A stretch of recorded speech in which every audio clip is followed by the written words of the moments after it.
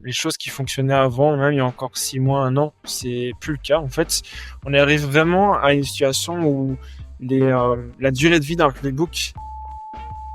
Bienvenue sur Vendu, le podcast pour booster vos ventes. Ici, on discute des meilleures stratégies pour générer plus de leads qualifiés, conclure plus de deals et rendre vos équipes de vente plus performantes. J'invite des experts de la vente pour partager des méthodes concrètes déjà testées qui vous aideront à transformer vos résultats. Je suis Laetitia Fall, je vous embarque dans une nouvelle discussion. Installez-vous confortablement, c'est l'heure de votre dose de culture sales. Bonne écoute! Hello, j'espère que vous allez bien. Aujourd'hui, on va parler de génération de leads. On le sait tous, générer des leads, c'est devenu difficile et très cher. Les anciens playbooks ne fonctionnent plus et avec l'évolution rapide des technologies, notre manière de vendre est complètement bouleversée. Personne n'a de certitude sur ce qui marche vraiment aujourd'hui, on tâtonne tous. Et dans ce contexte, on voit des consultants et des agences proposer des solutions miracles, des workflows qui combinent plusieurs outils, des discours sur les items data qui seraient la solution pour générer 5 rendez-vous par semaine, ou encore le dernier outil d'IA qui promet de tout révolutionner. Bref, chacun y va de sa théorie pour montrer qu'il s'en sort mieux que les autres. Pourtant, ce que je constate, c'est que pas mal d'entreprises qui jusqu'ici géraient bien commencent à avoir des difficultés pour générer des leads. C'est un signe que les choses changent profondément. Pour y voir plus clair, j'ai invité Alexis Martial qui a plus de 8 ans d'expérience en growth dans des boîtes B2B comme Vibe et Willy. Il a lancé des stratégies go-to-market en Europe et aux États-Unis. Il a l'avantage de maîtriser les outils et l'IA et pense au pipeline et aux revenus comme un vrai commercial. Je lui ai demandé de partager avec nous sa vision et ses stratégies pour aider les entreprises à générer du pipeline. On va voir ensemble ce qui fonctionne vraiment dans cette période de flou, mais aussi comment s'adapter à ce nouveau contexte. Hello Alexis, comment tu vas ? Salut, ça va? Ça va nickel. Écoute, je suis hyper contente de t'avoir sur ce podcast. D'habitude, on a pas mal de discussions très longues en dehors. Et donc là, on va pouvoir faire profiter des discussions deep qu'on peut avoir à la communauté sales. Du coup, juste pour mettre en matière, t'es mon pendant, quoi. Moi, je suis sur la partie sales, toi, t'es sur la partie market. Voilà. l'équipe complète. Du coup, effectivement, moi, les discussions qu'on a souvent, c'est le contexte actuel qui est compliqué pour générer des leads. Du coup, avant de commencer et de rentrer un peu dans les sujets, surtout comment résoudre ça aujourd'hui, j'aimerais avoir un peu ton constat, la situation. Ouais, Market. c'est chaud. C'est très chaud parce que même les boîtes en fait qui réussissaient avant galèrent maintenant. Et je pense qu'il y a plusieurs raisons, mais une des premières raisons, c'est que j'ai l'impression qu'on change de paradigme. Les choses qui fonctionnaient avant, même il y a encore 6 mois, 1 an, c'est plus le cas. En fait, on arrive vraiment à une situation où la durée de vie d'un playbook est de plus en plus rétrécie, soit à cause, tu vois, de l'AI, soit parce qu'en fait, tout le monde a plus ou moins accès aux mêmes outils, aux mêmes tactiques.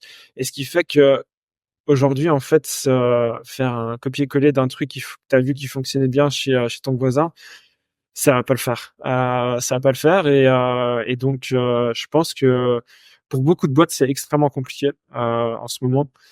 Et je pense pas que ça va s'améliorer honnêtement en 2025. Ok. Du coup, je sais ce qu'on disait, c'est que, en gros, si on doit résumer ce que tu dis, c'est que les playbooks qu'on avait avant, ils marchent plus. Aujourd'hui, on sait qu'il y a des nouvelles choses parce qu'en fait, on sait qu'il y a toujours des stades en fait. C'est juste qu'on n'a pas en fait les vraies réponses de se dire ça va être quoi la vente demain, ça va être quoi la génération de leads demain, quels sont les modèles qui vont fonctionner et qui vont nous permettre d'avoir les mêmes résultats parce que en tout cas, il y a une chose qui est sûre, c'est que les gens auront toujours des problèmes et donc auront toujours besoin de produits. Donc il y aura toujours en fait du sales, du marketing. Sauf qu'on sait plus aujourd'hui vraiment de se dire comment on arrive à émerger dans ce bruit un peu qu'il peut y avoir. Du coup, justement, on en parle souvent en fait du constat dans ce podcast, donc j'aimerais qu'on rentre plus dans le détail. C'est quoi pour toi aujourd'hui, dans ce contexte-là, parce qu'il faut quand même que les équipes de vente génèrent des rendez-vous. T'es le premier à accompagner pas mal de clients et il faut et les objectifs augmentent, hein, c'est pas ils diminuent pas. Comment on fait en fait dans cette période? Alors, j'ai pas la recette magique, mais moi, de ce que je peux voir avec les boîtes, Comment tu fais du coup? comment moi je fais? Bah oui. C'est assez basique en fait. Il y a pas de solution magique. En fait, une des raisons pour laquelle la plupart des boîtes ont du mal aujourd'hui à générer du pipeline, c'est parce qu'elles manquent de focus. Et quand je dis manque de focus, souvent en fait elles se focalisent sur les mauvaises personnes, la mauvaise audience. Donc la première chose à faire, c'est de faire un premier constat sur aujourd'hui. L'hypothèse que tu as de ton ICP, est-ce que ça reflète la réalité? Et en fait, une des premières choses pour être très pragmatique, qui peut être mis en place, c'est de se dire, OK, bah, on va regarder, les deals qui ont été closés les 12, 18 derniers mois, ça dépend du cycle de vente de chacun, et se dire, OK, bah, à quoi ressemblent les boîtes, qui ont acheté notre service? Parce que si elles ont payé pour un service ou un produit, c'est qu'elles avaient clairement un besoin et c'est qu'il y avait vraiment un pain. Et en fait, il faut vraiment partir de ce constat-là et ensuite se dire, OK, bah, est-ce que du coup, ça match par rapport à ce que nous, on avait en tête? Oui, non. Et dans quel cas, il faut ajuster du coup, bah, en fait, la partie go-to-market. Se dire, OK, en fait, finalement, l'audience qu'on avait en tête a complètement changé, ce qui veut dire que la proposition de valeur aussi. Donc, c'est les problématiques, en fait, qui se passent aujourd'hui, c'est que beaucoup, en vrai, contactent même potentiellement la bonne audience, mais avec le mauvais message. Un mauvais message parce qu'en fait les choses ont évolué. Il y a beaucoup de boîtes qui sont restées coincées en fait dans l'ère pré-Covid. Mais après le Covid, en fait, il y a énormément de choses qui ont changé et du coup le contexte de ta proposition de valeur ou même de ce que tu peux apporter à ton audience, elle a aussi évolué. Mais mais généralement en fait les équipes marketing ou les équipes sales restent bloquées dans le passé à ce niveau-là. Et une des options qu'elles envisagent souvent, c'est soit on va engager plus de sales pour aller chercher faire plus de volume, soit on va acheter des nouveaux outils pour personnaliser ou pour faire des trucs on va dire exotiques. Mais c'est jamais la solution. Ok, on parlera des outils à un moment donné parce que c'est quand même une de tes spécificités. Donc on va en parler de tout sujet d'automatisation, des nouveaux super workflows qu'on voit sur LinkedIn apparaître. Donc on va voir effectivement si vous avez intérêt à les regarder de près ou si ça sert à rien. Il y a une chose que pour moi par rapport à ce que tu dis. Donc effectivement, l'objectif étant de regarder ses anciens clients pour comprendre, etc. Bon, tu le sais, on parle beaucoup d'intent data, etc. Mais en discutant souvent avec toi, je me suis rendu compte qu'il y a quand même parfois un flou autour de ces questions d'intent data et qu'en réalité, c'est pas forcément avoir du contexte. Typiquement, est-ce que la boîte a fait une levée de fonds? Est-ce que la boîte est en train de recruter? Est-ce que la boîte utilise tel ou tel outil qui est important et qui permet de d'avoir la bonne approche et de prendre des rendez-vous, mais plus la capacité à avoir une raison valable. Qu'est-ce que tu entends par là en fait? Mais en fait, pour revenir par rapport au sujet des intent data, je pense qu'il y a une grosse confusion. Il y a plusieurs problèmes. Le premier problème, c'est que souvent, ce qui se passe, c'est la plupart des boîtes partent d'un intent. Imaginons, on va prendre un intent qui est très classique, les job ads. Donc, une boîte qui engage, on va dire, ton ICP.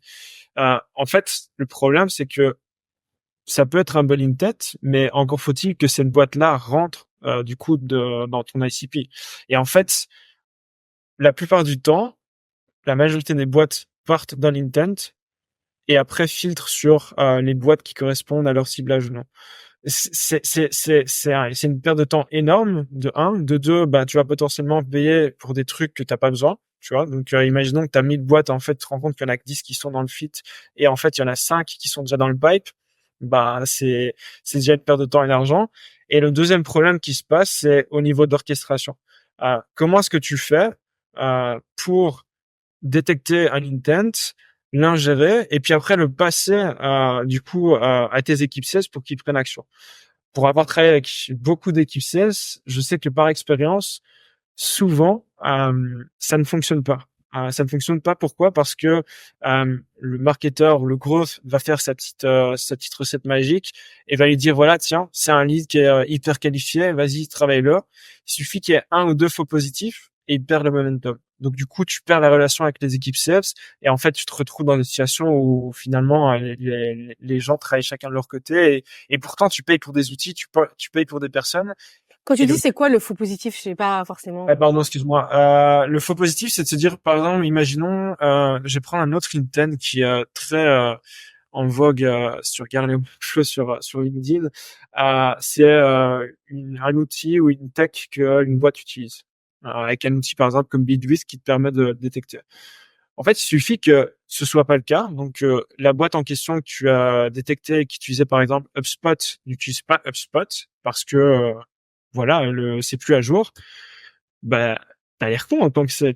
Te dire, salut, j'ai vu que tu utilisais HubSpot. Mais non, j'utilise pas HubSpot. Et donc, du coup, de un, le sales, il passe pour un con. Et de deux, en fait, le sales, il perd aussi l'attention de la personne. parce que bah tu vas pas continuer la conversation alors que la première phrase qu'on te dit elle est complètement fausse.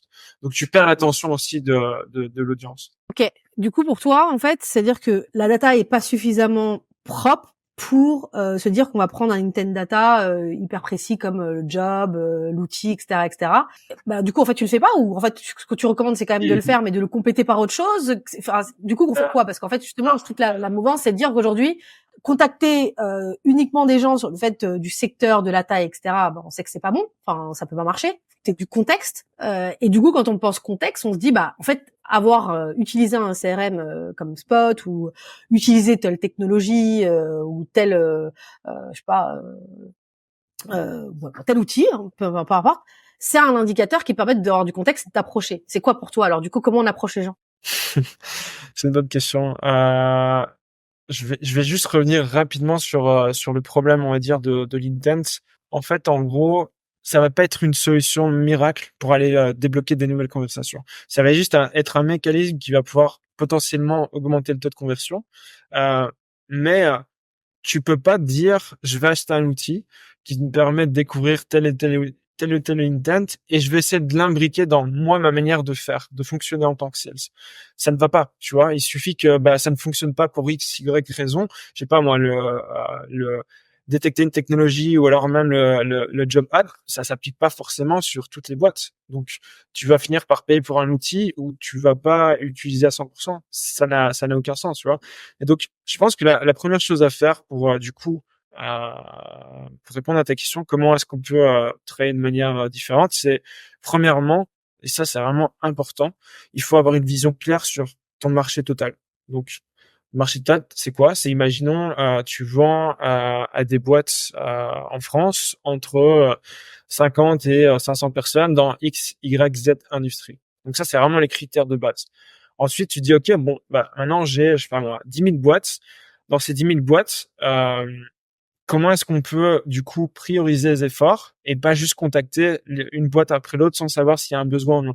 Donc, en fait, on va essayer d'automatiser d'une manière ou d'une autre le travail qu'un BDR pourrait faire, c'est-à-dire faire des recherches d'informations au niveau compte et contact, et l'enrichir du coup avec potentiellement des intents. Ça peut être ce qu'on a discuté, des technologies, d'autres choses. Mais encore une fois, c'est prendre le problème à l'envers. C'est essayer en gros de payer une solution et essayer de la mettre dans le workflow qu'on utilise. Moi, ce que je préconise, c'est de se dire, OK, bah, aujourd'hui, vous avez fait des choses qui ont fonctionné. Il y a eu des moments potentiellement qui ont fait que c'était un moment clé pour pitcher. En fait, l'idée, c'est de se dire, OK, bon, on va discuter avec les équipes sales, avec les équipes customer support, et se dire, ben voilà, dites-moi, sur base des discussions que vous avez eu récemment avec des prospects que vous avez closés ou alors avec vos clients, qu'est-ce qui a fait que, à un moment donné, en fait, ils se sont dit, j'ai besoin de votre solution. Et donc, on va prendre une série d'idées. Après, on va se poser, on va se dire, OK, ben, où est-ce qu'on peut trouver cette information? Et en fait, au fil de l'eau, l'idée, c'est d'essayer de prioriser, on va dire, ces intents. Et ensuite, c'est de se dire, OK, bah, quels outils aujourd'hui permettent de le faire? Il y a des outils qui permettent d'être un peu plus flexibles que d'autres. Je pense à Clé. Pourquoi? Parce que Clé, en fait, te permet de plugger plus ou moins 64 sources de données, ce qui te permet, en fait, d'être un peu plus flexible que de prendre, je sais pas, moi, un outil comme Sixsense, qui est, en fait, une black box et tu sais juste, ça, c'est le pire truc, c'est tu sais pas d'où vient la data et tu peux pas, en fait, la vérifier. Donc, t'imagines que tu payes pour un outil où tu espères qu'en gros, ce qu'on te donne, c'est juste, mais qu'une fois sur deux, tu peux passer pour un con. Donc voilà. Ok, je précise du coup à ceux qui nous écoutent que tu es quand même un expert de clés. Tu nous diras si clés, c'est comme tout le monde en parle. Bref, mais du coup, en tout cas, ce que je comprends en fait dans ce que tu dis, si je dois le retraduire en langage sales, c'est que en gros les intents dont tout le monde parle, en fait, c'est un moyen en fait de filtrer. Par exemple, on part de ta base de 10 000 boîtes. Tu peux encore plus filtrer de la même manière que tu vas filtrer sur des secteurs, sur des tailles. Tu vas te dire, ok, bon, moi, je veux des boîtes de 50 à 500, ça réduit. Je veux des boîtes du secteur BTP, télécom et Internet. Tac, ça réduit, ça enlève le tourisme, ça enlève, etc. Et ensuite, tu as d'autres intents. Bah, je veux les boîtes peut-être qui ont un CRM spot. Je veux les boîtes qui ont peut-être 3 commerciaux. Bim, ça réduit. Et ce qui te permet en fait à la fin d'avoir une liste gérable pour en fait faire, et ça on en parlera, être capable de bien l'engager pour maximiser tes chances Exact. d'avoir plus de réponses dans un monde où je l'espère que les gens comprennent à force d'écouter ce podcast, on ne fait plus de spam, et c'est pas en faisant plus de volume, toujours plus, en recrutant plus de sales qu'on va y arriver. Donc j'ai l'impression que c'est un peu ça.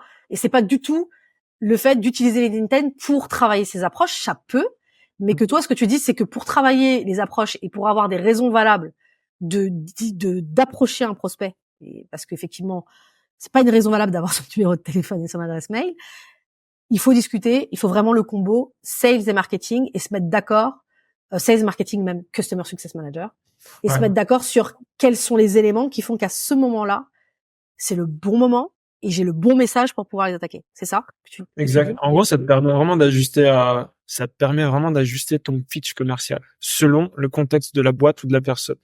Par contre, ça, je tiens à le souligner, tous les intents sont pas égaux. C'est-à-dire que il y a certains intents qui sont plus ou moins, on va dire, en voie d'extinction. Je pense notamment à des événements comme les levées de fonds. C'est juste, enfin, juste faut vraiment se mettre à la place, on va dire, d'un CEO ou peu importe la cible que vous ciblez, qui vient de lever des fonds. Euh, je sais pas, le nombre d'emails ou de messages qui reçoit au moment où en gros l'information est publique. Et là le problème c'est que on se bat avec 10 000 autres personnes qui envoient le même message et en fait l'attention à ce moment-là n'est pas là en tout cas pour le CEO. Donc ça sert à rien. Euh, une autre astuce, c'est quelque chose que beaucoup de gens tendent à l'oublier, mais logiquement, la plupart des boîtes ont déjà des clients. On est d'accord. Dépendant du secteur dans lequel on est, il y a il y a des secteurs en fait où le changement on va dire le changement de job est plus élevé que d'autres. Je pense par exemple au sales, au marketing, au RH. T'as des intents comme des changements de job qui sont pertinents. Mais encore une fois, il faut quand même que la personne que tu cibles, qui était client chez toi, était cliente, acheteur ou utilisateur, et surtout en fait qu'elle était du coup qu'elle aimait ton produit. Si elle était détracteur, ça sert à rien d'aller la contacter. Mais pour moi, si maintenant je devais commencer avec une boîte demain, c'est la première chose que je vais faire. Pour aller générer du pipeline, je vais me dire ok quels sont tous les clients aujourd'hui qui sont plus du tout en poste et que je peux les contacter maintenant. C'est la manière la plus rapide pour aller chercher du pipe. Je suis d'accord. C'est pertinent. Est-ce qu'il y a un truc que tu as dit sur lequel j'aimerais qu'on prenne un peu de temps sur le fait il y a pas tous les intents ne sont pas égaux. La problématique, c'est que moi, par exemple, et je vais prendre un exemple très concret de sales actuellement que je réalise. Tu disais sur la partie levée de fonds. Moi, par exemple, typiquement aujourd'hui, une des solutions que je commercialise, c'est une solution qui est adaptée notamment pour des ventes qui scale. C'est ça, obligatoirement. C'est de la tech, de la deep tech, mais on sait que une boîte qui a pas de scale, c'est pas forcément une boîte.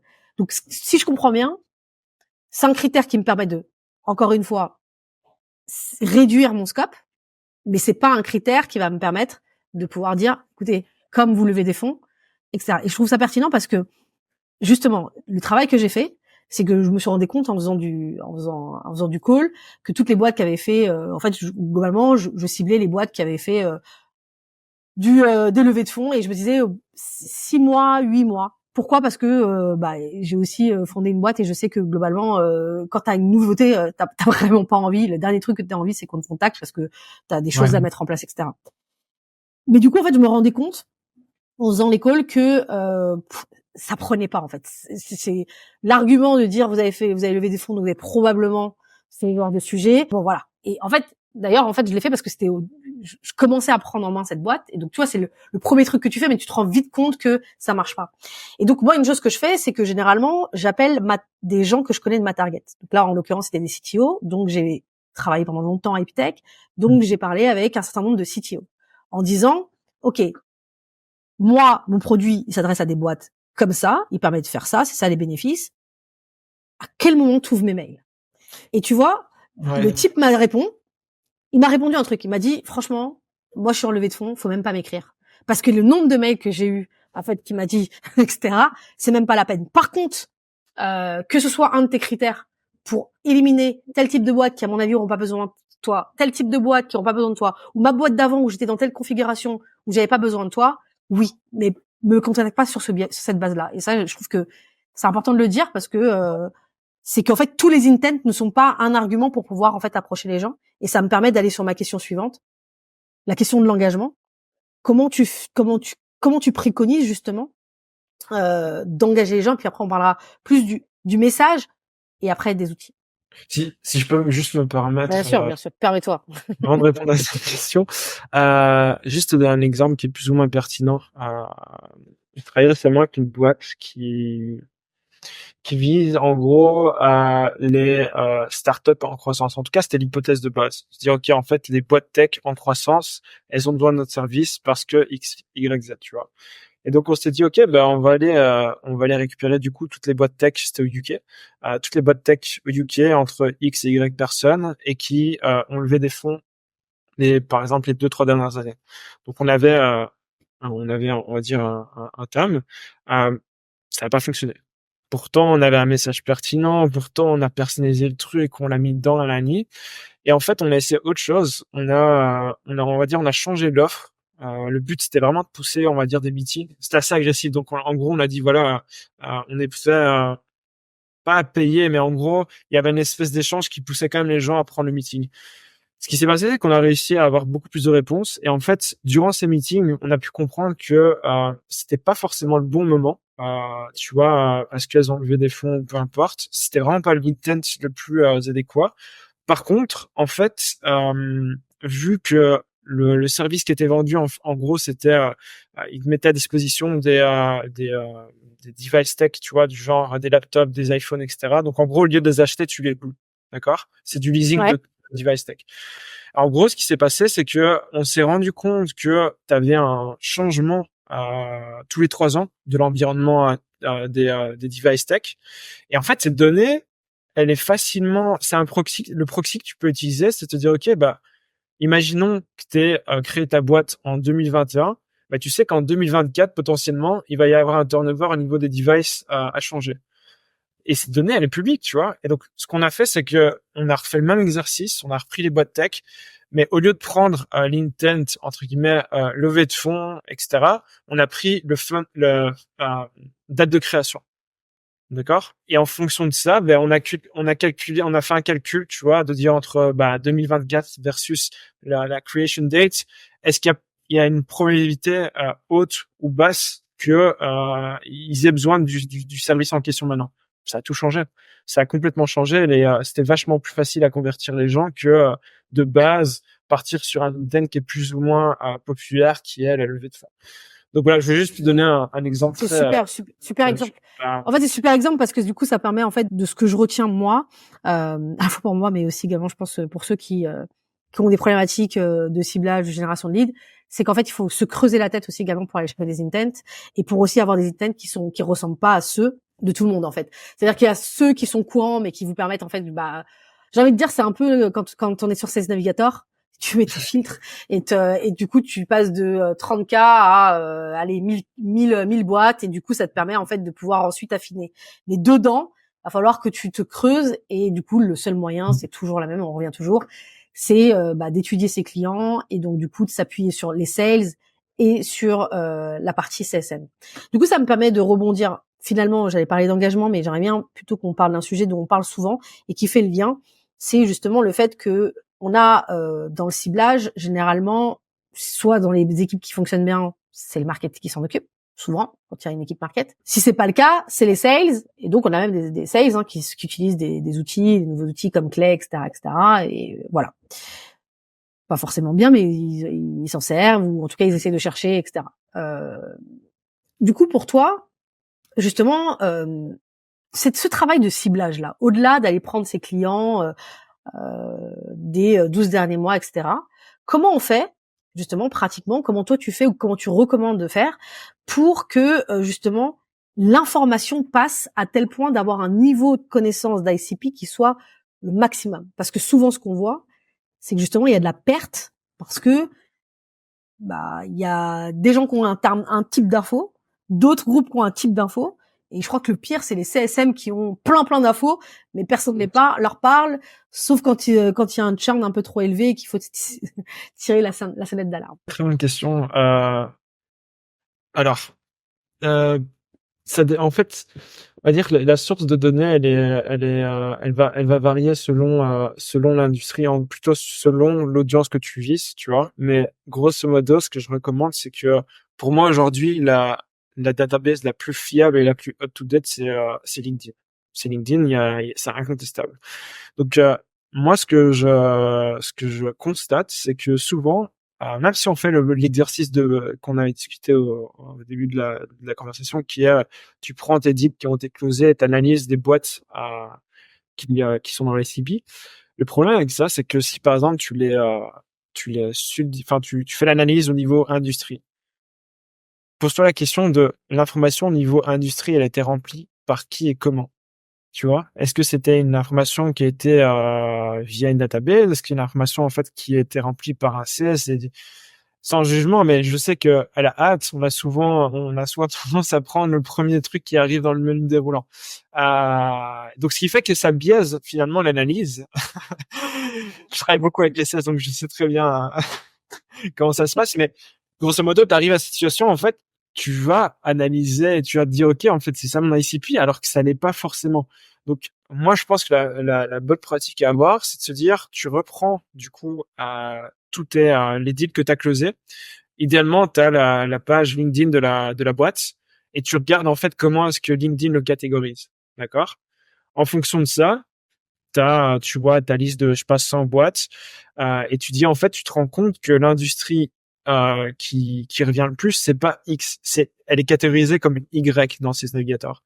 Et donc, de ce constat-là, ce que tu dois faire, c'est après, refaire le même exercice. Tu reprends, du coup, toutes les boîtes qui répondent à tes critères et qui sont dans l'industrie Y, et tu commences à les taper. Tu commences à les taper parce que tu sais qu'il y a un pain. De un, tu sais qu'il y a un pain. T'as des use cases. Logiquement, c'est facile à les identifier parce que tu as réussi à les trouver en faisant cet exercice. Donc voilà, je sais pas si ça répond à ta question. Ça répond à ma question, mais du coup, en fait, pour toi, en fait, il y a pas forcément besoin parce que on parlait tout à l'heure des intents qui sont un peu plus complexes, tu vois, à trouver, etc. Et justement, le fait que, donc, en gros, comment tu fais pour prendre les informations du marketing, du sales? Justement, on travaille beaucoup avec des sales. Donc, tu vas prendre leur CRM. Donc, toi, en fait, finalement, tu leur parles pas vraiment, quoi. Tu prends le CRM, tu prends les clients qu'ils ont signés, tu les mets dans Clé et tu trouves moi, je pars du constat que en gros, je peux pas prendre leur parole comme argent comptant. Je pars par expérience. Je me suis assez cassé les dents pour me dire, il faut que je vérifie en fait ce qu'ils me disent, parce que si ça tombe, en fait, on est complètement à côté de la plaque. On va aller parler à des gens qui n'ont pas forcément un besoin, ou qui sont juste pas dans la cible, ou qui ont juste évolué. Donc, pour répondre à ta question au niveau data, de toute façon, ça dépend le business model. Imaginons qu'on est sur un business model où la croissance est générée par les équipes sales, donc il n'y a pas on va dire, de product-led. Là, je vais aller dans le CRM et je vais prendre les deals créés. Logiquement, espérons qu'au moins juste le montant des contrats et vraiment les informations minimum sont disponibles. Si c'est dans un autre business model, soit dans Stripe, soit dans peu importe les outils de billing qui sont utilisés en interne, et de faire une analyse vraiment de base qui est juste de dire, OK, voilà les entreprises. Le minimum dont j'ai besoin, c'est juste un site web. À partir du moment où j'ai un site web, je peux par exemple du coup utiliser un outil comme clé, récupérer la page LinkedIn si elle est sur le site. Si elle est pas sur le site, au pire, je paye quelqu'un sur Upwork pour aller la chercher manuellement. Et à partir de là, je fais l'exercice que je t'ai expliqué, c'est-à-dire je fais l'enrichissement au niveau industrie sur base de la page LinkedIn. Et je fais ma petite embrouille, quoi. Du coup, tu trouves de nouveaux comptes. Juste une dernière chose parce que je parlais au niveau problématique avec les data au niveau CSM, CS marketing, là où tu as des outils comme Clé, et même d'autres outils, hein, c'est en gros, tu dois le prendre comme un outil de centralisation pour mettre à jour ton CRM. Te dire, OK, en fait, ton CRM, c'est plus un truc où tu fourres tout, et t'espères qu'en fait les choses vont tenir grâce au RevOps ou peu importe la personne qui gère le truc. C'est à dire en gros tu as des outils maintenant qui sont à ta disposition qui te permettent d'enrichir en temps réel les données du coup de ton marché tout simplement. Ok, on peut donner les outils, mais en fait, bon, comme peut-être ce podcast-là, les gens l'écouteront dans je sais pas combien de temps. Parfois, ça sert à rien de donner des noms d'outils parce que Bien voilà, sûr. ça avance très vite. Du coup, une question que j'aimerais te poser par rapport sur la partie outils, justement, allons là-dessus. Parce que c'est quand même, parce que là, tu as parlé des outils. Toi, tu es quand même assez spécialisé là-dedans. Ça t'aide vraiment à avoir de la data. Moi, je pense qu'en fait aussi également, si on en a suffisamment parlé tous les deux, qu'il y aura quand même un enjeu à ce que dans les boîtes, dans les équipes sales, des gens qui sachent s'en servir. Pour moi, je pense qu'il y a deux leviers aujourd'hui. C'est pas forcément ta capacité à savoir faire des bons call, envoyer des bons emails, etc. Je dis pas que c'est pas important, mais en tout cas, ça, pour moi, je pense qu'il y a des spécialistes là-dessus et voilà. Mais pour moi, l'enjeu, en tout cas dans les équipes, c'est d'avoir quelqu'un qui maîtrise très très bien justement ce que tu es en train de dire, de manipuler la data, de la mettre à jour très régulièrement, de pouvoir en fait faire des associations et donc du coup de l'enrichir, de savoir quand et quel moment et avec quel message parler aux bonnes personnes. Et puis de l'autre côté, il y a le closing. Pour moi, voilà, plus le gâteau de toute façon, plus le gâteau est petit, plus il faut soit être meilleur au début, soit meilleur à la fin, quoi. Mais, voilà. Du coup, mais il y a quand même en fait cet aspect de objet brillant, tu vois. Et donc on voit en fait aussi également des équipes qui font un peu, justement, qui sont parfois ils ont même pas fait tout ce travail-là que tu es en train de dire, et qui sont en mode oh mais je vais utiliser ça, je vais utiliser l'IA, etc. Et puis au final, on n'a pas, tu cherches, tu creuses et tu t'as pas l'impression qu'il y a il y a un secret. Alors tout le monde est en train de dire oui, j'utilise l'IA pour du sales. Tu regardes un peu derrière, tu te dis mais tu l'utilises comment parce que voilà, tu vois. Voilà, ça doit être pareil. Ça ne l'utilise pas vraiment et c'est juste c'est une hype. J'ai jamais vraiment vu des vrais cas d'utilisation d'IA dans les équipes CS, mais vraiment, enfin, comment dire, à la définition propre de l'IA, c'est-à-dire qu'elle va vraiment agir, elle va anticiper tes actions. C'est pas vrai. Moi, j'y crois pas, j'ai Okay. jamais vu de cas pour l'instant. Et du coup, bah justement, c'est avec ma question. On voit aujourd'hui fleurir pas mal de workflows hyper complexes. Et je veux dire, à un moment donné, t'as un peu le FOMO, t'es en mode genre, waouh, attends, il y a un truc que j'ai raté là. En fait, ça y est, je suis devenue has-been. Et en même temps, c'est tellement complexe, tu comprends pas, etc. Et que finalement, en fait, quand je t'écoute, finalement, on revient à des basiques qui sont, je vais prendre mes clients, je vais prendre les verticales clients, etc. En fait, je pense que la vérité elle est entre les deux. Toi, justement aujourd'hui, sur cette partie outils, ciblage, etc. Qu'est-ce qui est important à retenir pour une boîte qui justement se dit qu'il y a quand même pas mal de choses qui émergent. Comment je m'en sers? Est-ce que je dois m'en servir? Comment je dois m'en servir? C'est quoi les degrés? Enfin voilà. Très bonne question. En fait, je comprends que les gens aient le FOMO par rapport à ce qu'ils voient, par exemple, sur LinkedIn avec des workflows, etc. Il faut savoir deux choses. La première, c'est que la plupart des gens qui partagent ça, euh, une des raisons, c'est parce que soit elles sont partenaires avec ces outils et donc du fait, c'est comme ça entre guillemets qu'elles font leur pain. Et deuxièmement, c'est parce que souvent c'est des agences ou souvent c'est des freelances qui en gros vendent leurs services. C'est pas une mauvaise chose, hein. Je dis pas le contraire. Par contre, souvent en fait, il y a pas le contexte de la boîte qui est pris en compte. Tu vas avoir un workflow qui a l'air hyper impressionnant et en fait, dans les faits, quand tu essaies d'implémenter toi dans ta boîte, tu te rends compte que soit ça peut être, soit en fait t'envoies un message complètement arraché à un prospect que t'aurais jamais envoyé à la main, et donc tu te retrouves dans une situation où tu essaies de trouver en fait des solutions à des problèmes qui n'existent pas, tu vois. Moi, ce que je préconise, c'est de se dire, ça sert à rien de réinventer la roue. Faut se dire, ok, il y a des choses qu'on fait aujourd'hui qui sont faites manuellement et qui fonctionnent. Qu'est-ce qu'on peut mettre en place pour du coup le scaler ou l'automatiser? Euh, Sinon, s'il y a, entre guillemets, on est dans une situation où il y a rien qui fonctionne, il faut lancer des tests. Et aujourd'hui, c'est aussi ça que beaucoup de boîtes, c'est la raison pour laquelle beaucoup de boîtes ont du mal aussi à générer du pipeline, c'est elles ship pas assez d'expériments. Il y a pas assez de choses qui sont faites à chaque semaine. On attend souvent genre des mois pour lancer des gros trucs, et en fait, on se rend compte que les résultats attendus n'étaient pas forcément, sont pas à la hauteur. Donc voilà, moi, Donc on lâche. ce que je dis, c'est vraiment essayer de mettre sur papier les choses la manière dont les choses fonctionnent aujourd'hui, se dire ok, quels outils aujourd'hui sont à notre disposition pour pouvoir essayer de l'automatiser, mais surtout, je sais pas combien de fois je vais le dire, essayer d'éviter d'aller faire des workflows hyper avancés avec du make ou du hand-written. Pourquoi? Parce que il faut le maintenir.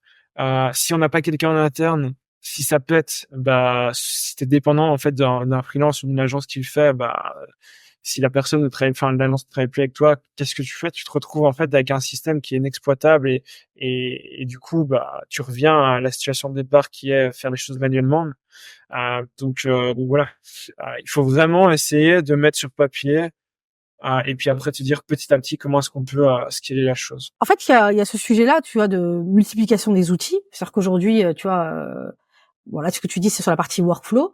Euh, Aujourd'hui, il y a aussi une des problématiques des boîtes aujourd'hui, c'est que bah, on se rend compte qu'il y a un peu la surenchère des outils. Typiquement, il y a l'outil qui va te permettre d'avoir les items data, il y a l'outil qui va te permettre de pouvoir enrichir, il y a les outils qui vont te permettre de pouvoir envoyer des mails, il y a des outils qui vont pouvoir te permettre d'écrire tes mails, il y a les outils, etc., etc. Donc pareil, tout ça, au-delà du FOMO, bah, c'est pas forcément les mêmes équipes qui les utilisent. Donc il y a une dispersion de la data aussi également, qui permettent de mieux comprendre son ICP, etc. Pareil, quelles sont les recommandations que tu ferais là-dessus? Parce que bah, aujourd'hui, en fait, on a des boîtes qui ont 5, 6. Aujourd'hui, enfin, une boîte un peu, je dirais, qui veut faire les choses un peu sérieusement. Bon, je vais peut-être pas donner les chiffres, moi, si je vais les donner quand même. Elle a au moins une stack avec au moins 4-5 outils, quoi, minimum. Enfin, si t'as en dessous de ça, c'est, enfin voilà, genre, je pense que il y a un problème. Donc il faut revoir. Mais du coup, en même temps, ça s'arrête jamais parce que comment tu sais que moi en fait, par exemple, on me demande souvent en fait de conseiller sur les outils. La limite que j'ai pour ça, c'est que je me dis en fait, oui, mais là je te mets un outil actuellement. Et c'est pas, il va peut-être pas être bon en fait pour pour la next step, ou il va pas être bon pour un type de segment. C'est-à-dire qu'aujourd'hui peut-être que c'est sur du mid market, donc peut-être que ça marche. Mais si demain c'est sur du grand groupe, peut-être que ça va moins marcher. Donc toi en fait c'est quoi aussi également tes recos au-delà du fait que de dire bon les workflows c'est pas des choses un peu trop compliquées etc. Revenez à des choses simples sur les outils. Qu'est-ce que tu dirais en fait? En fait, ce qui se passe vraiment, et ça revient à ce qu'on le constate de départ, mais on est vraiment dans un paradigme, un changement aujourd'hui, qui fait que il y a encore 2-3 ans, je pouvais dire, ok, ben en fait, selon où tu te trouves aujourd'hui au niveau de ta croissance, tu as besoin de cet outil, tu vois. Le problème, c'est que maintenant, en fait, tu as des outils qui sortent et qui sont hyper performants quasi tous les jours, tu vois. Donc, tu peux plus être dans une recommandation et te dire, OK, mais en fait, tu vas être safe les 12-18 prochains mois. Ça fonctionne plus. Et en gros, ce qu'il faut faire, c'est que tu dois créer, on va dire, ce que j'appelle je sais même pas, je l'invente là comme ça, mais une espèce de une stack GTM composable, tu vois. C'est-à-dire qu'en gros, tu vas créer une stack d'outils qui s'imbrique de un dans ton environnement, tu vois, ton architecture avec ton CRM, etc., qui va du coup t'aider à aller chercher le prochain levier de croissance. Et troisièmement, qui va permettre du coup à tes équipes d'être vachement plus performants et indépendants, tu vois, et pas à chaque fois demander au gars de DevOps, au gars de marketing, est-ce que tu peux me faire ça, ça, ça, ça, non. Il faut que tu arrives en fait à une situation où les choses sont fluides. Je vais te donner un exemple très concret. J'ai bossé beaucoup dans le monde de la tech et des startups, mais j'ai aussi une expérience dans une banque d'affaires dans lequel j'ai géré un projet en fait similaire. Où en gros, l'idée c'était de mettre en place une Customer Data Platform et un outil de marketing automation, pardon, qui visait en fait à aller récupérer des événements de la data d'utilisateurs, de pouvoir notifier en temps réel les équipes sales pour qu'ils prennent action.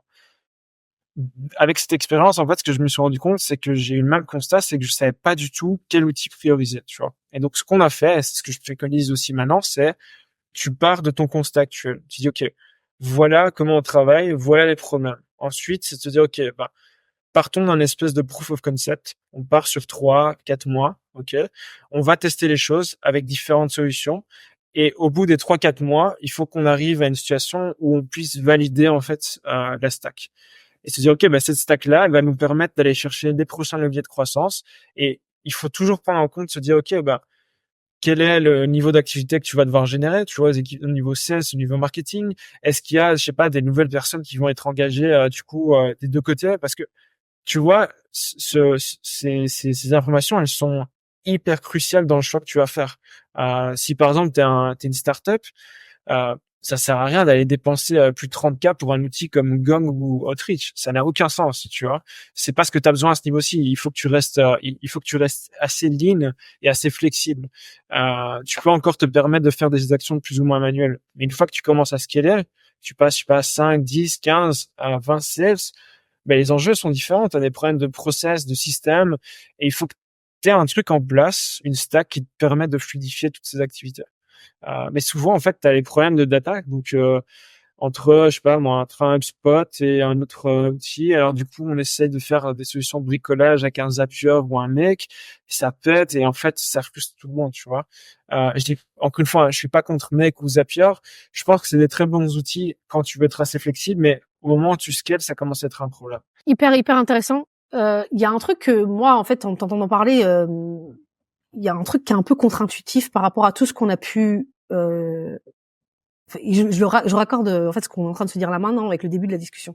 C'est qu'en fait aujourd'hui on a quand même plein d'outils, on le dit, l'IA qui fait etc. Et quand tu regardes sur internet, t'as l'impression que ça va nous permettre de faire plus fort parce que c'est un peu l'habitude qu'on avait. En fait, moi j'ai commencé en 2014, tu as commencé très très tôt, et du coup en fait quand tu faisais l'automatisation, c'était simple, c'est d'intégrer des outils pour faire plus fort, donc avoir plus de leads, plus vite, plus rapide, et pour en fait dépasser un peu tes concurrents et d'avoir un maximum de rendez-vous. Sauf qu'aujourd'hui, ce que j'ai l'impression, c'est une impression encore, hein, c'est mon point de vue, c'est qu'aujourd'hui tu intègres des outils pour générer des leads, pas forcément pour en avoir plus, mais pour avoir une approche ABM en fait. Quand je dis l'approche ABM, c'est pas une approche ABM genre 4 comptes, 5 comptes, c'est bon, en fait, c'est un peu la logique de l'ABM, c'est-à-dire qu'on va être hyper chirurgical, on va travailler les raisons sur comment on va du coup en plus on est sur des grands comptes comment on va approcher certains types de personas, etc. Donc en fait, il y a un peu un truc contre-intuitif, c'est qu'on met pas des outils pour et en fait les gens sont encore dans cette logique, donc j'intègre des outils pour pouvoir faire en sorte de d'avoir mes 15, c'est ce qu'il dit, comment j'ai chopé, mais je crois que la dernière fois, j'ai vu comment j'ai chopé 40 rendez-vous par semaine, tu vois, genre. On s'est là, on s'est dit toujours, c'était Adrien qui m'a dit toujours plus, il y aura plus de limite, et un jour on va avoir des postes, comment avoir T'as pas 100 de rendez-vous par contexte semaine. sur le truc, tu vois. T'as pas de contexte. En fait, le truc qui est faussé, c'est, tu sais, même en marketing, tu peux dire, en vrai, je vais générer, je sais pas, moi, 1000 leads, mais il suffit que tu le montes dans ton message, bah, les gens vont être chauds, tu vois. Et donc, en fait, Ouais.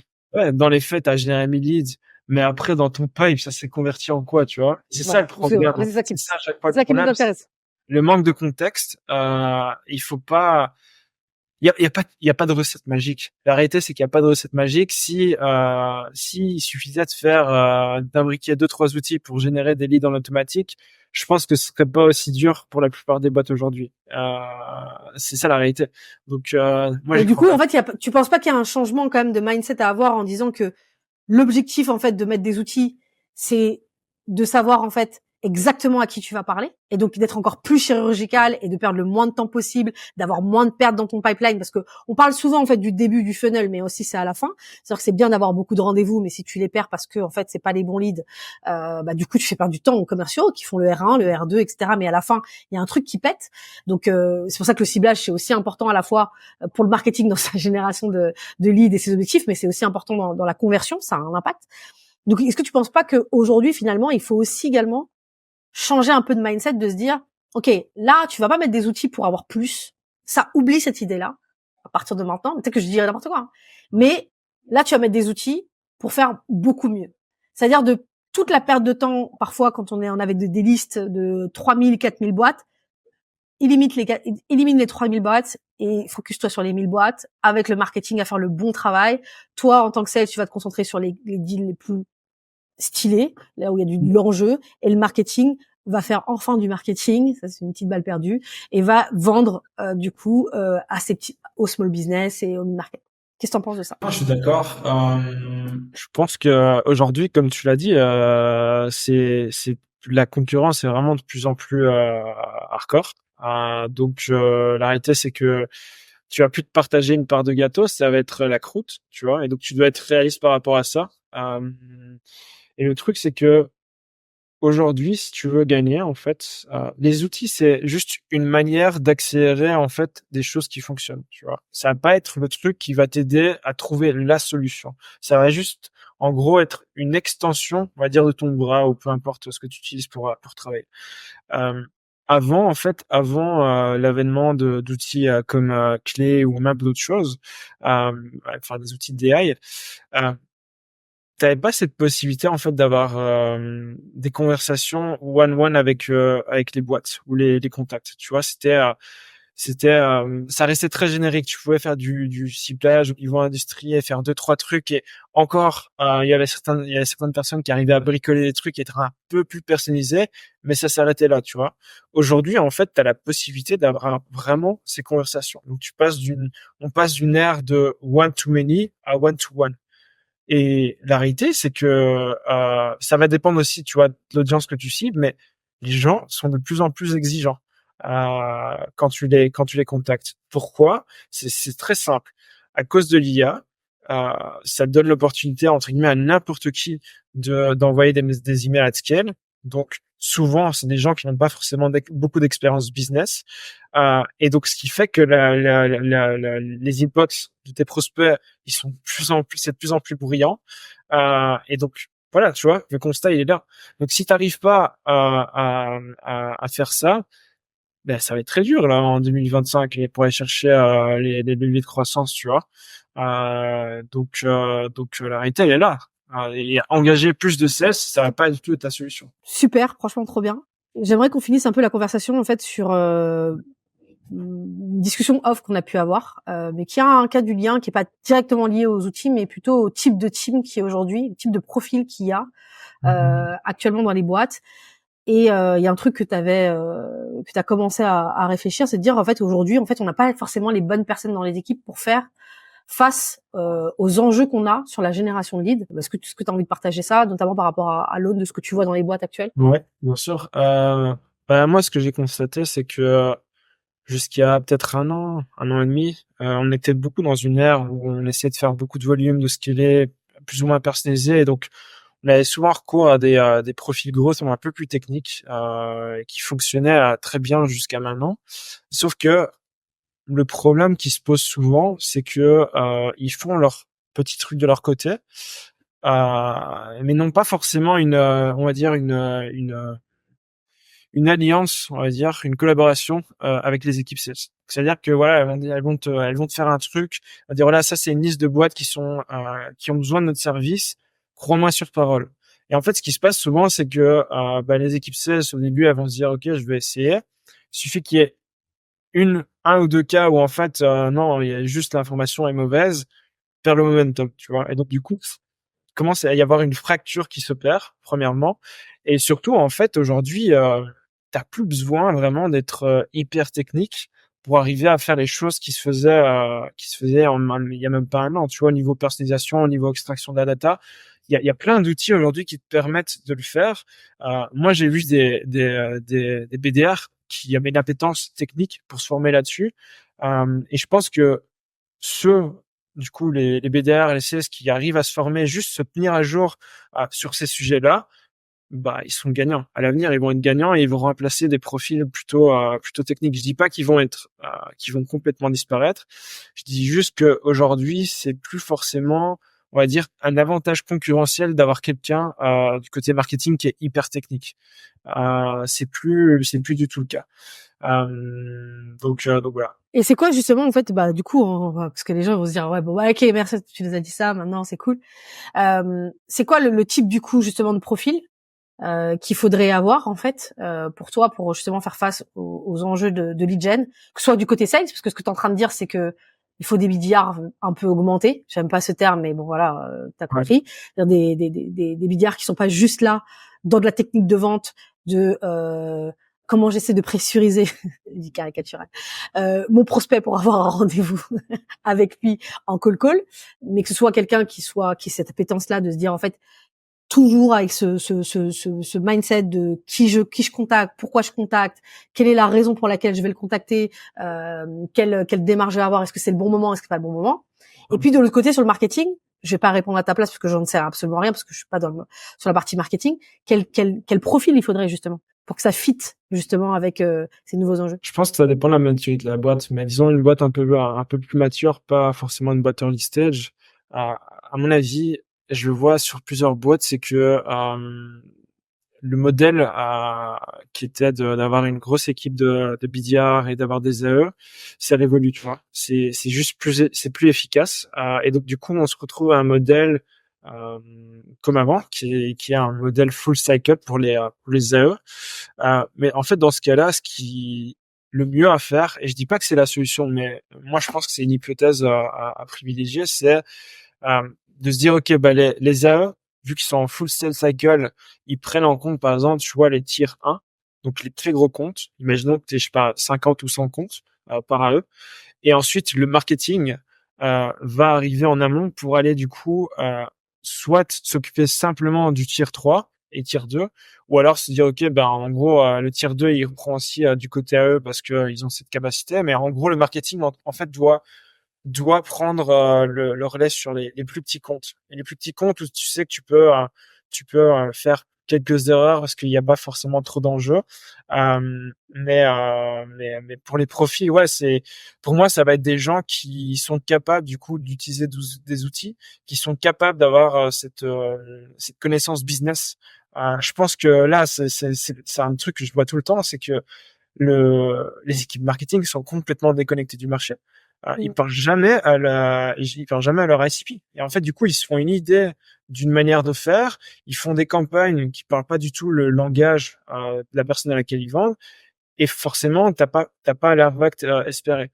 Je dis pas que c'est le cas dans toutes les boîtes, mais ça reste quelque chose qui revient, qui arrive relativement souvent.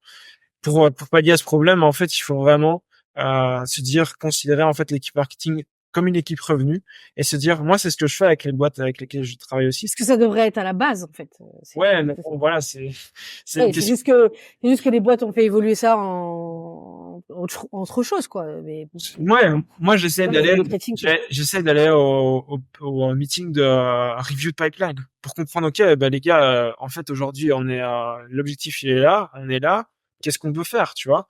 Et essayer de travailler de cette manière, itérer et pas forcément, bon, tu me diras, c'est le challenge éternel de l'alignement entre le sales et le marketing, mais je pense que il faut repenser la manière de fonctionner, euh, ainsi que même, en fait, finalement, même les incentives, tu vois? Les marketeurs, euh, ils sont là pour ils sont là pour aider les équipes sales à générer de la croissance. Donc, comment est-ce qu'on fait ensemble, tu vois? T'as 3% du marché qui est en état qui est potentiellement à la recherche d'une solution. Qu'est-ce que tu vas faire en sorte pour, du coup, nurturer et toucher d'autres comptes qui sont pas forcément encore aujourd'hui conscients que tu es une solution, tu vois? Mais il faut que tu aies une clarté sur ton marché, il faut que tu aies la data, et ça revient au sujet qu'on parlait.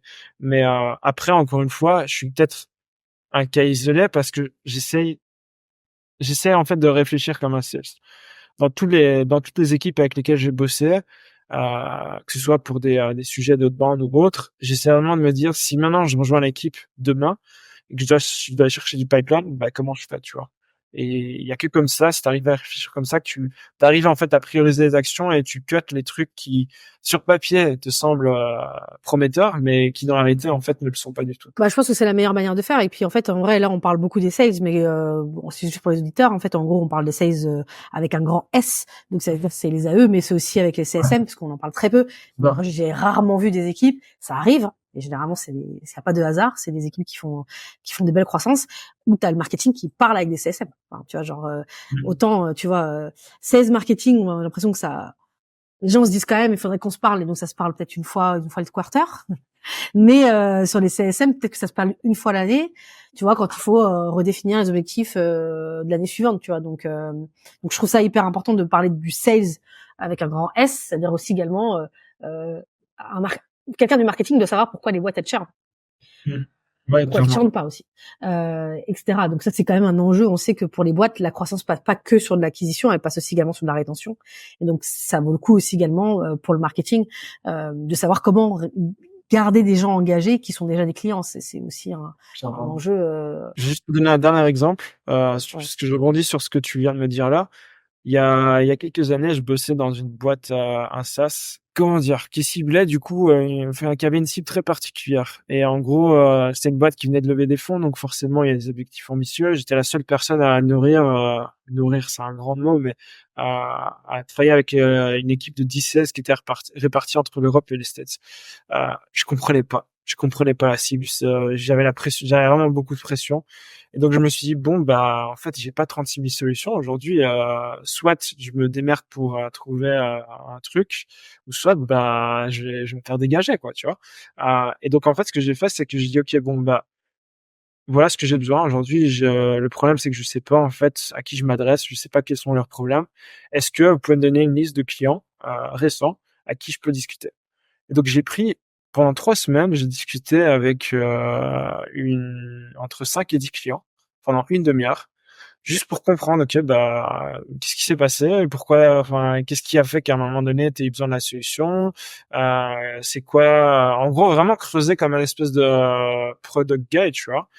Et ça a complètement changé ma manière de faire. Franchement, avant ça, je partais, tu vois, sur des stratégies typiques de marketeurs, en disant en fait je vais aller vers cette tactique et cette tactique et ça va être la solution pour aller Ouais. aider les équipes sales. Non. Et les équipes sales à chaque fois se disaient écoute Alexis, les leads que tu m'as donnés ils sont pourris, donc remets-moi 50 comptes. Et tu vois, tu te retrouves dans un cycle infernal où en fait il y a pas de solution quoi, tu vois. Mais voilà, juste pour rebondir sur le sujet CSA. Bah, là, c'est trop bien, une super bonne manière de finir le podcast. Je pose toujours une question et là, vraiment, désolée, je vais te prendre j'aime bien prendre de cours à la fin de l'épisode. Si tu avais un dernier conseil à donner, du coup, à des boîtes qui ont des enjeux de génération de leads, ce serait lequel, là, actuellement? Ça va rester basique, hein, mais Ah, mais map ton marché. Il faut que tu aies une vision claire de combien de boîtes aujourd'hui répondent à tes critères. Par de là, et puis te dis, ok, bah, je sais pas, sur ta 1000 boîtes, t'en as 20 qui sont déjà clientes, t'en as 20 qui sont en churn, bah, il t'en reste autant. Qu'est-ce que tu vas faire en sorte, dans les prochains quarters, pour aller en choper? Qu'est-ce que tu vas faire avec ton équipe marketing et sales pour aller choper? Est-ce qu'il y a des gens dans ton entourage, dans ton réseau que tu peux aller chercher pour aller avoir des intros via ces boîtes? Tout simplement. Moi, ok, c'est ce que je ferai. top. Bah, du coup, maintenant, vous savez ce qu'il faut faire. Donc, déjà, posez-vous la question si vous avez une idée très précise de combien de boîtes pourraient être votre client. Ça, généralement, je sais que la réponse, elle n'est pas forcément évidente pour tout le monde. Écoute, Alexis, merci beaucoup pour ce partage. Du coup, on peut te trouver Par LinkedIn. sur LinkedIn. Je vous dis, suivez-le. Il y a du contenu très quali. C'est en anglais. Pas de contenu en français, mais du coup, en tout cas, c'est du contenu qui est actionnable. Donc, je vous invite à le suivre. J'ai un Notion aussi dans lequel je regroupe mes contenus. Donc au pire, c'est soit sur LinkedIn ou soit sur le Notion, mais Notion accessible via mon profil. Donc voilà. Trop bien, super. Bah écoute, merci beaucoup. Je te souhaite une bonne journée et à très vite. Merci, salut. Ciao. Ciao. C'est déjà la fin. J'espère que vous avez passé un bon moment et que vous repartez avec assez de matériel pour exploser vos ventes. Si vous n'en avez pas eu encore assez, abonnez-vous à Vendu dès maintenant sur votre appli de podcast pour ne pas rater les prochains épisodes. Vous pouvez aussi vous rendre sur mon site web www.vendu.fr où vous trouverez plus de contenu. Par exemple, tous les 15 jours, je décortique une vente que j'ai conclue ou ratée de A à Z pour partager mes meilleures stratégies. Je vous dis à bientôt pour un nouvel épisode.